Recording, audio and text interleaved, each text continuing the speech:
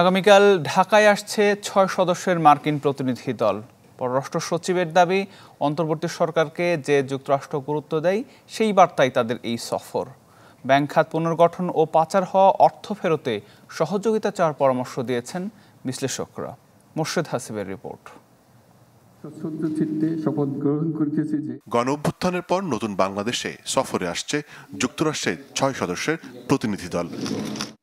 এতে নেতৃত্ব দিবেন দেশটির ট্রেজারি মন্ত্রণালয়ের ডেপুটি আন্ডার সেক্রেটারি ব্রেন্ট নেইম্যান। থাকছেন বহুল আলোচিত ডোনাল্ড লুও।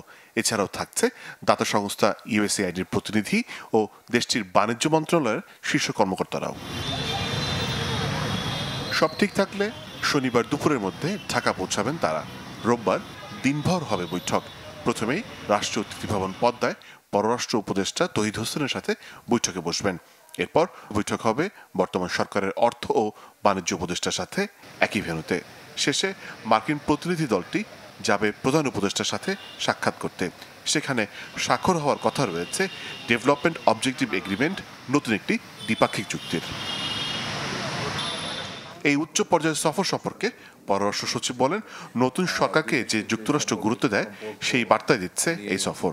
জানান, আলোচনায় থাকবে বহুমাত্রিকতা।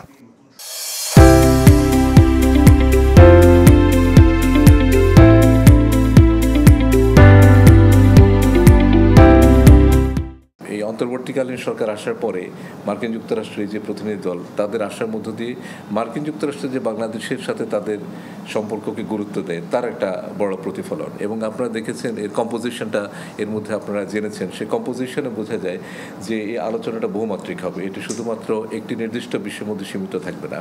এবং সেই সাথে আমরাও এর সাথে সঙ্গতি রেখে আমরা আমাদের দিক থেকে প্রস্তুতি নিচ্ছি, আমাদের টিমটাও ওইরকম থাকবে।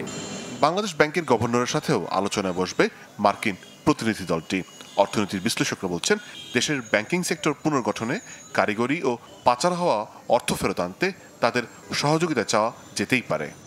আমেরিকান ফাইন্যান্সিয়াল সেক্টর অত্যন্ত ম্যাচিওর্ড এবং সেখানে যে এক্সপার্টিজ আছে আমেরিকান সরকার এবং প্রাইভেট সেক্টরে, ব্যাংকিং সেক্টর স্টেবিলাইজ করা, রুগ্ন ব্যাংকগুলোকে আবার কিভাবে একটা শক্তিশালী অবস্থায় নেওয়া যায়, এবং যে ব্যাংকিং সেক্টর থেকে যে এনপিএল এর মাধ্যমে যে টাকা পাচার হয়ে গেছে এই স্টোলেন অ্যাসেট কিভাবে রিকভার করে রিপ্যাট্রিয়েট করা যায়, সেই জায়গায় I think US treasury, US গভর্নমেন্টের অন্যান্য অর্গান এবং ইউএস ফাইন্যান্সিয়াল সেক্টর থেকে আমরা ভালো সাপোর্ট পেতে পারি।